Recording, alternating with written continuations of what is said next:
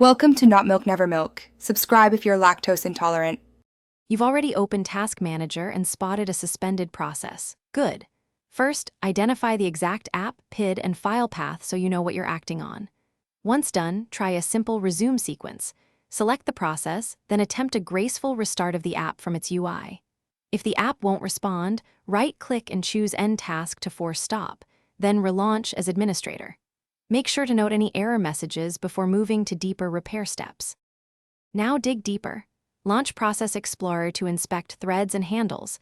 If a process is suspended due to a hung thread, resuming only that thread can work, but proceed carefully. Next, run system repairs. Open an elevated command prompt and run sfc/scano, then dism restore health, to fix OS corruption that can cause suspension.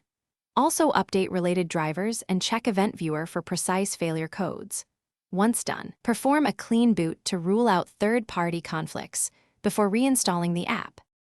Finish up by reinstalling the app cleanly, uninstall, reboot, and install the latest version as administrator. If problems persist, create a new user and test there to isolate profile issues.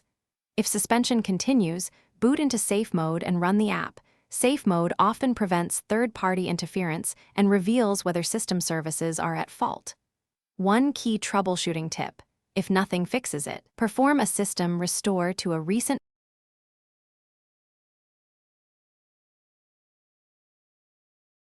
Thanks for watching. If this was helpful, leave a like and consider subscribing. See you next time.